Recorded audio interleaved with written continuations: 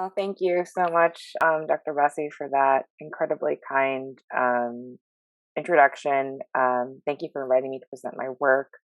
Thank you to the Latin American and Caribbean Studies Program for hosting me, and thank you to Bill and Leah for your assistance. And of course, thank you all for coming. So I'm going to share the screen and bring up my PowerPoint. Let's start. Can everyone see that? Great. Okay. So today I'll be speaking about my recently published book, Freedom's Captives, Slavery and Gradual Emancipation on the Colombian Black Pacific, which, as Dr. Bassi talked about, was published on Cambridge University Press in the Afro-Latin America series. Here's the title of the book. The front cover. And as Dr. Bassi said, this book is a narrative-driven social, political, and geographical study of the gradual abolition of slavery in Colombia, focusing especially on the Pacific lowlands of Colombia. And here I'll share with you briefly the table of contents so you can get a sense of the project as a whole. This study begins in 1821 when a gradual emancipation law was enacted in Colombia, and then examines the immediate post-emancipation period beginning in 1852 when slavery was finally abolished. And today I'll be speaking about a part of the book project, specifically the emergence of the gradual emancipation law in Colombia and the violent financial lives of free-womb children in the Colombian Black Pacific lowlands. So I'll be mostly talking about chapters 3 and chapter 4. And in order to get a sense of the significance of this project, I think it's helpful to reflect upon its larger contributions. By focusing on the protracted process of gradual emancipation in Colombia, this study deepens our historical understanding of the experiential borderlands between slavery and freedom in the hemisphere. But more than that, this study fundamentally reframes the historiography of emancipation in the Atlantic world by inserting Colombia into the narrative. The foundational studies of gradual emancipation focus on what I call the first and third waves of gradual emancipation that unfolded in the late 18th and 19th century, particularly in the northern United States for the first wave, and Cuba and Brazil for the third wave. But this project turns to the second wave of gradual emancipation in the Atlantic world that occurred in between these two waves, that is, during the early 19th century, particularly in Spanish South America. As opposed to the first wave, the second wave of gradual emancipation in the region included all or nothing national propositions that sparked cataclysmic conflicts resulting in extensions of bondage and even war. The hemispheric impact of the second wave influenced the adoption of gradual emancipation in Cuba and Brazil, the most significant bastions of slavery in 19th century Latin America. Even more, a view from Colombia shifts our understanding of hemispheric abolitionism. For my research, I discovered that a diverse array of abolitionists across the Atlantic world viewed Colombia as a model of emancipation in the 1820s and 30s. And so Colombia was far from marginal in this larger public sphere of white abolitionism. But apart from its historiographical contribution, this project focuses on the little-known world of the majority Black Pacific lowlands of Colombia, a center of the Black Pacific world, a place that constantly escaped white governability. This is a story about a non-plantation, rural gold mining economy that habitually sowed terror while also opening up unusual opportunities for freedom, thereby upending a neat dichotomy between urban and rural slavery.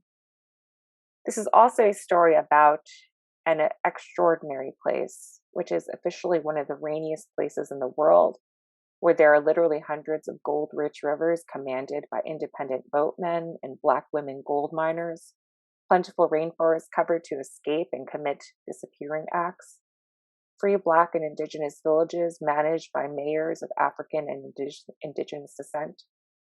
Today, it is home to Colombia's famous autonomous collective Black territories that witnessed some of the most horrific violence of the Civil War in the late 20th century, and despite the recent peace accords, continue to be plagued by paramilitary violence against Afro-Colombian land rights activists and social movements, acts that I argue are reflective of not just the deep afterlife of slavery, but the afterlife of gradual emancipation in Colombia. Finally, this is but one story among many that comprise the Black Pacific world, an emerging paradigm in Latin American and African diasporic studies, referring to the formation of African descendant communities and subjectivities across the expansive Pacific. Situating the Pacific lowlands within this broader Black Pacific paradigm allows us to envision alternative histories and world-making in its tradition similar to that of the Black Atlantic. So this project is not only about Colombia's role as a metaphorical frontier at the second wave of gradual emancipation in the Atlantic world, but how these hemispheric dynamics were enforced and contested in an extraordinary frontier region. This then is a history of a remarkable place in terrifying times. Before we begin, however, I just want to give a content warning. Some of the topics and scenes we will be witnessing are difficult. So if you need to, for whatever reason, leave or step aside for however long, I completely understand.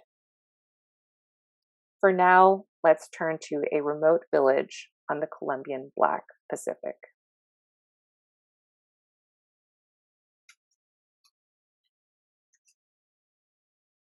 Her name was Magdalena. We don't know how old she was when it happened, but we know that she was young, una joven, and that her master deemed it a, quote, moderate punishment, a corrective measure for an alleged infraction. And so her master dragged her to the patio, tied up her feet and hands, and placed an iron bar between her thighs, a torture technique universally employed and perfected by the horrifying perpetrators of Atlantic slavery.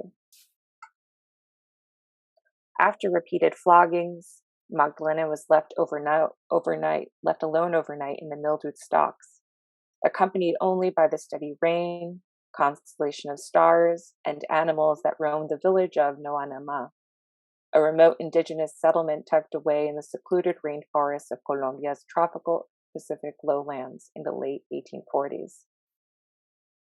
Perhaps one or more of the 5 witnesses who later testified to Magdalena's torture that evening tried to comfort her.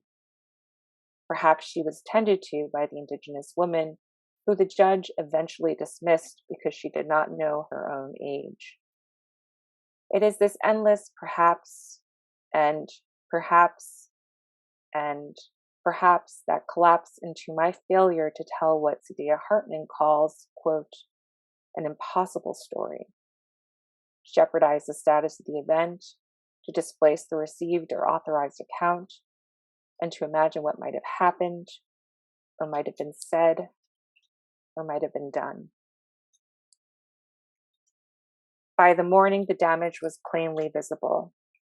The young girl emerged from the stocks, quote, with her left hand permanently disabled, dislocated and atrophied, bearing large scars.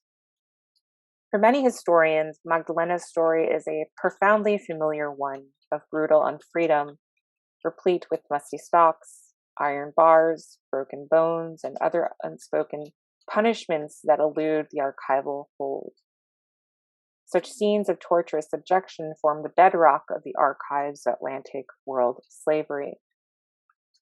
Yet perhaps surprisingly for some, Magdalena's story is also one of violent freedom. Strictly speaking, Magdalena was not a slave. She was a child of the free womb, a new social subject established with the Gradual Emancipation Law adopted in 1821 by slaveholding officials in the newly founded Republic of Gran Colombia, encompassing present-day Colombia, Venezuela, Ecuador, and Panama. This law, inspired by earlier gradual emancipation laws in the late 18th and early 19th century Atlantic world, stipulated that all children born from enslaved women after the law's promulgation in 1821 were legally free, but bonded to their mothers and masters until the age of 18. Although Magdalena was ostensibly free, her peculiar condition as a captive within an evolving debt bondage economy in 19th century Colombia allowed her tormentor to believe that he could tear her apart without consequence. For thousands of young individuals like Magdalena, freedom under gradual emancipation produced disastrous consequences. Magdalena's life-negating experience captures the paradox that has defined the making of the modern world in the greater Americas, how the rhetoric and politics of liberal freedom undergirded and extended policies of unfreedom. Freedom's Captives explores competing struggles over disparate modes of freedom and bondage in Colombia and the Colombian Pacific during the age of gradual emancipation. I call the 31 years from the law's enactment in 1821 to the final abolition of slavery in 1852 the time of gradual emancipation rule in the northern Andes. And I do so in order to see this period as a distinct moment in the history of liberal racial governance, rather than an inconsequential and benign prelude to the final abolition of slavery. The promissory freedom granted to the children of the free womb during gradual emancipation rule came to embody the quintessential paradox of liberal freedom in Colombia. These children were free, yet captive, raceless, yet Black. As my book contends, the liberal freedom generated through gradual emancipation rule came to constitute a modern mode of racial governance that birthed new forms of social domination while temporarily instituting de facto slavery. Although an end date was set for the eventual abolition of slavery, I argue that speculating slaveholders in Colombia paradoxically came to have an even greater stake in slavery through gradual emancipation rule. Culled from a diverse range of sources, including gold mining inventories, congressional debates, and last will and testaments, Freedom's Captives explores how gradual emancipation rule produced even cheaper bondspeople, expanded opportunities for diverse stakeholders to partake in the owning and exploitation of young Black people, and established new political rituals that reinforce the disciplining logic of the slaveholding order. My talk today will explore the making of and the calculating world made out of the free womb law, the central motor of a policy of gradual emancipation in the newly constructed Republic of Gran Colombia. Over the course of what would become the final tumultuous months of the Wars of Independence against Spain in the northern Andes, representatives of Gran Colombia, many of whom were slaveholders, gathered together in the tropical savanna town of Cucuta, Colombia in 1821 to craft the future of the young nation, and consequently the future of young people like Magdalena. Here we can see the remains of the church where these delegates met. Many of Colombia's earliest and most sweeping liberal reforms were passed in this historic Congress. Chattel slavery, one of the most contentious legacies of Spanish colonial rule, was also on the negotiating table. And to give you a sense of the scale of slavery in Gran Colombia at the time, in 1825, there were nearly 100,000 enslaved people out of a population of about 2.3 million, or about 4% of the population in Gran Colombia was enslaved. In response to the problem of slavery in Gran Colombia, the Republican Congress passed a gradual emancipation law in 1821. And at the center of this law was the law of the free womb, or La Ley de Libertad de Vientres, designed to gradually abolish slavery through the wombs of enslaved women. The biopolitical project of the free womb law legislated that all children born to enslaved women would be declared legally free, but remain bonded to their mother's masters until the age of 18. And here we can see in this table I designed how different countries and states across the Atlantic world adopted different ages of emancipation. Colombia is highlighted with the age of emancipation of 18, while other polities like Rhode Island, Peru, Paraguay established different ages of free womb emancipation according to sex. Indeed, across the Atlantic world, the free womb law sought to gradually abolish the institution of slavery by destroying a legal doctrine that defined the very essence of slavery, that is, partus sequitur ventrum, or the status of the child derives from the mother. Despite destroying the genealogical inheritability of chattel slavery, the free womb law created a new dimension of the Colombian debt bondage economy, resting on the technically free, yet practically unfree circulation of child and youth quasi-slaves. In short, the free womb law extended and reinscribed unfreedom through the rhetoric of freedom. Now, why was a gradual emancipation law passed in Colombia? So that you have a sense of the historical context, I want to briefly key in on three main dynamics that functioned on different geographic and political scales. First, the national. The law emerged in a broader political context of the breakdown of chattel slavery in the northern Andes, particularly in the latter years of the wars of independence against Spain. In the late 1810s, the leader of Gran Colombia, Simón Bolívar, who we can see depicted here, began to aggressively enlist and recruit enslaved men into the patriot armies. As per Bolívar's orders, enslaved soldiers could acquire their freedom in exchange for a period of service. And so military service in the late 1810s set a critical precedent by tying the patriot cause with enslaved people's freedom in Colombia. In turn, the Gradual Emancipation Law sought to compensate enslaved recruits for their loyalty to the patriot cause by ostensibly freeing their children. So we can think of the law as a kind of family policy in this sense. Certainly it's depicted in this engraving. There were, of course, political economic dynamics at play as well. That is, the turn toward gradual rather than immediate emancipation was undoubtedly influenced by the fact that 80% of the post-war economy depended on gold mining. So from the perspective of the new Republican rulers, immediate abolition would collapse the economy. The second dynamic to understand why an emancipation law was adopted in Colombia is the Haitian Revolution and the specter of Haiti. In 1804, after 13 years of slave rebellion and war, the Black Republic of Haiti was established. And with the 1805 Constitution, Haiti abolishes chattel slavery, thereby becoming the first abolitionist republic in the Americas. In the aftermath of the Haitian Revolution, the Black specter of revolutionary Haiti became a crucial source of racial and political anxiety for the Colombian white elite. In fact, in making his case for emancipation, Simón Bolívar drew upon the specter of Haiti. At the Congress of Angostura in 1819, which formally established the Republic of Gran Colombia, Bolívar summoned the historic and dreaded examples of, quote, the Helots, of Spartacus, and of Haiti, that prove that one cannot be simultaneously free and enslaved, except by violating at one and the same time the natural law, the political laws, and the civil laws. Behind this backdrop of the Black specter of Haiti, Bolívar famously urged the Congress to confirm, quote, the freedom of the slaves, just as I would beg for my life and the life of the Republic.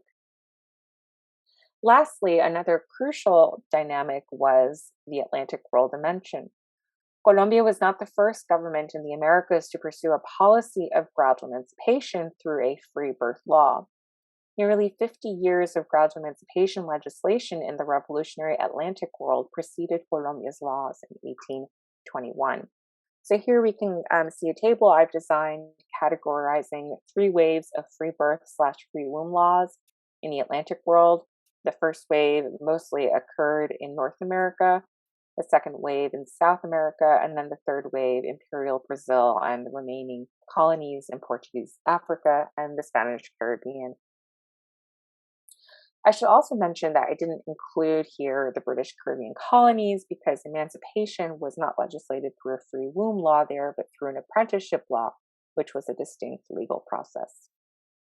And here I want to briefly gesture towards a digital humanities project that I've designed titled the Free Womb Project, which you can check out on the website listed there.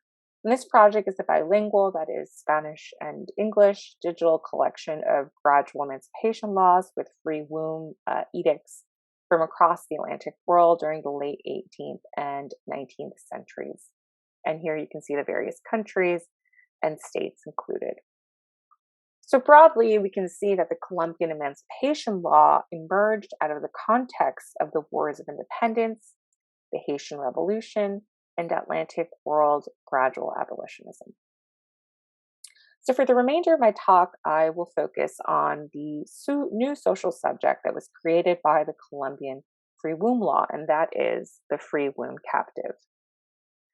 The free womb law was riddled with paradoxes that lay at the heart of early 19th century racial liberalism.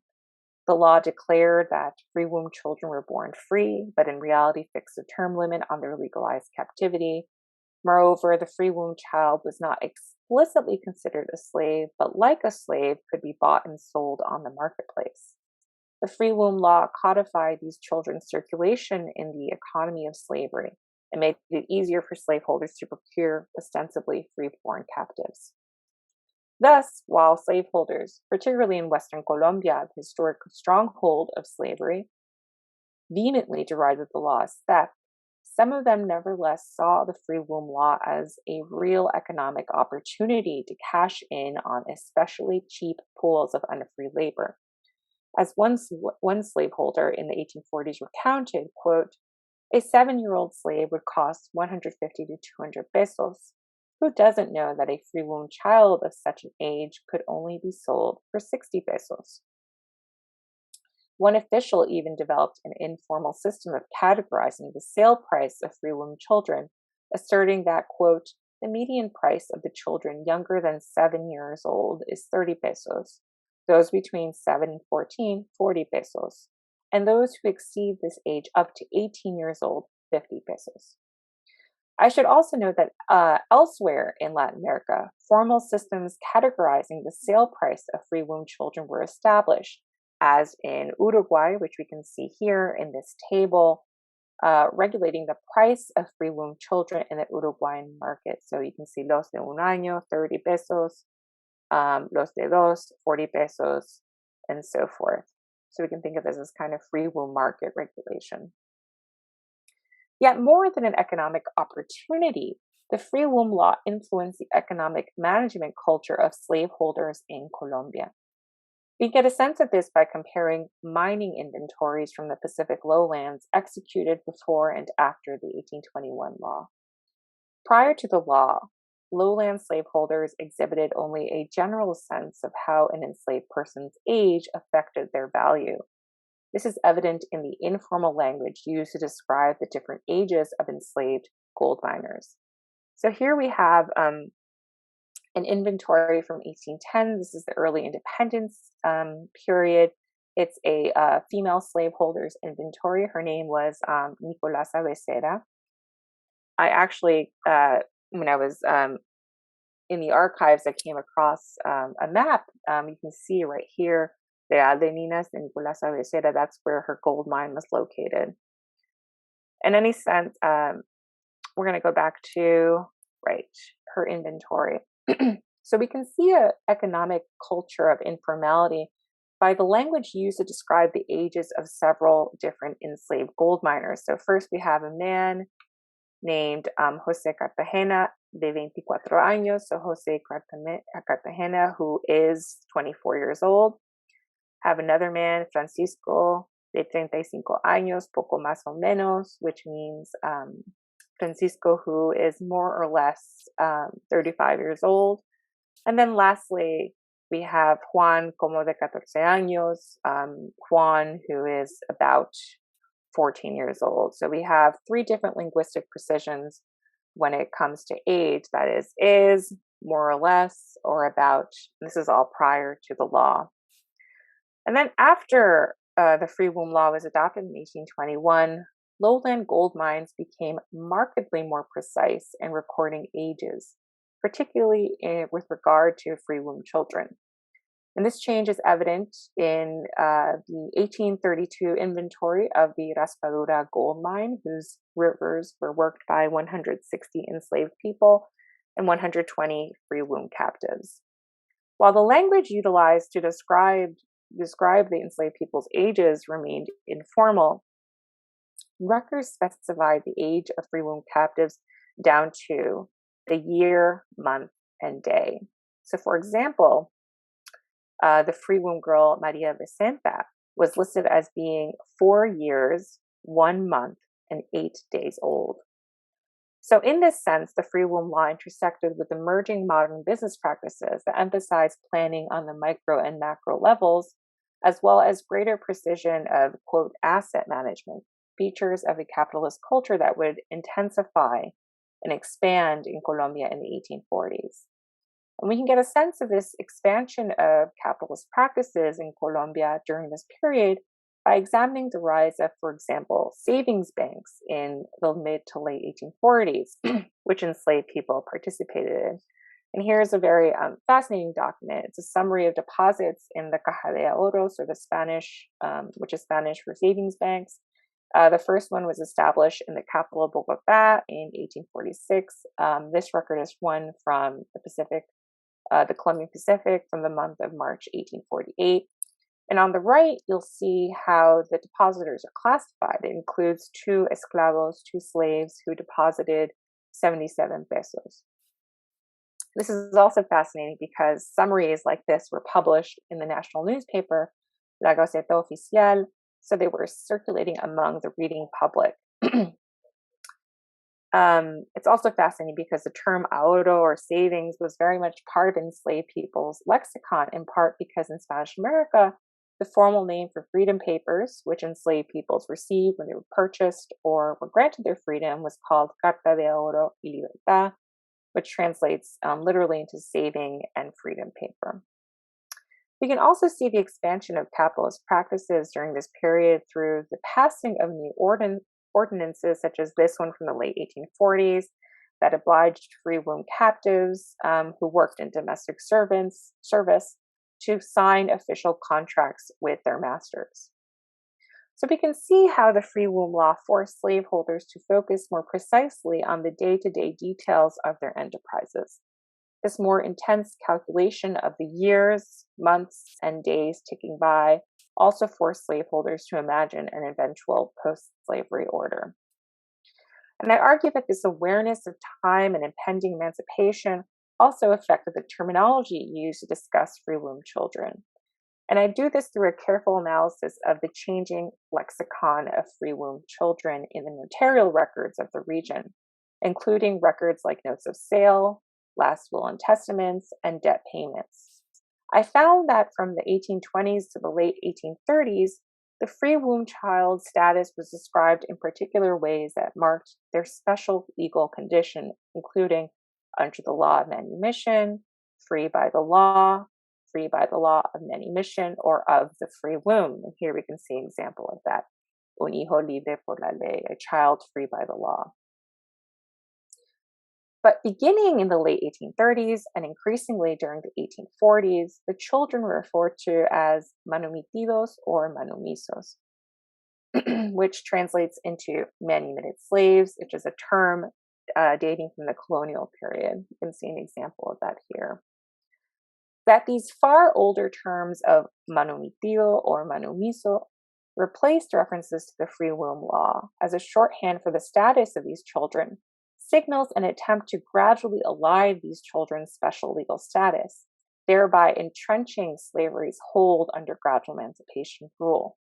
Alternatively, the term might have signaled the ways in which the free womb children were increasingly considered manumitted subjects of the emerging Colombian state. Thus, not only was the free womb law a way of reinscribing unfreedom through the rhetoric of freedom, but it was also seized upon by slaveholders as an opportunity for cheap labor and inadvertently bureaucratic modernization. But the Colombian free womb law was borrowing from Barbara Field's, not a quote fixed condition, but a constantly moving target. In the early 1840s, gradual emancipation rule was reconfigured when Colombian slaveholders changed the age of bondage. After July 1839, an entire generation of children born from enslaved mothers after 1821 were scheduled to turn 18, therefore allowing them to pursue a life of full freedom. This is the language that they used in the archive, beyond their master's reach. However, Colombia's first civil war, the War of the Supremes, beginning in 1839, would modify that timeline. Very briefly, the slaveholding classes of Colombia feared this war because many captives and free Black people joined the rebel forces, and we can see this ominous racialization of the soldiers in this artistic rendition of the rebels at the time. Amid the Civil War, political pressure to modify the free womb law began to build. Finally passed in May 1842, in the aftermath of the war, a mandatory apprenticeship program was adopted called concertaje, whereby the children of the free womb law, would be forced to work under a suitable master until the age of 25. So from 18 to 25 years of bondage, meaning 7 more years of forced labor. And if we know that the average life expectancy of a Colombian at the time was about 25 years of age, we can see how the apprenticeship program was essentially a life sentence. Colombian authorities no doubt found legal inspiration for the system of free womb concertaje in the various modifications to free womb laws adopted by fellow Andean republics in the 1830s and 1840s. For example, after leaving Gran Colombia in 1830, the newly independent Republic of Venezuela immediately reformed their free womb law by extending the age of bondage to 21. In 1840, following sharp declines in coffee prices and a labor crisis, Venezuelan authorities changed their free womb law yet again to force children to serve their mothers' masters as apprentices until the age of 25, the age eventually adopted by the Colombian Congress. In late 1839, Peru changed its own free womb law, also promulgated in 1821, to an even more repressive degree, extending the age of bondage to 50. Moreover, in adopting concertaje, Colombian officials were inspired especially by the British and their apprenticeship model in the West Indies, designed to oversee the smooth dismantling of slavery in 1834. In April 1842, Colombian diplomatic officials in London and Kingston began to formally request the British government's acts, decrees, and regulations pertaining to emancipation. So here we can see how the British example helped shape the Colombian Congress's adoption of apprenticeship. 10 years after this new law, amid a liberal revolution in Colombia, Congress abolished slavery in January 1852. And the Colombian government passed final abolition with compensation to former slaveholders. And here is a compensation record for a former slaveholder from Buenaventura on the Pacific coast for 6 enslaved people he held. Yet, despite final abolition, gradual emancipation rule remained insofar as many children of the free womb continued under the tutelage of their mothers' masters. Various officials, like the governor of Barragan in southwestern Colombia, argued that the final abolition law did not include the children of the free womb. The free womb captives thus remained in juridical limbo until April 1852, when Congress passed a law legally emancipating them. And among the thousands of emancipated free womb captives across Colombia was Magdalena. What ran through her mind, knowing her tormentor no longer had legal dominion over her, eludes us. Perhaps joining her mother, sister, or cousin, Magdalena would build a new world for herself that violated the wildest dreams of her captors. Yet, the violence of gradual emancipation rule had been done. Magdalena would never have her whole, unbroken body back, and undoubtedly so much more. Thank you.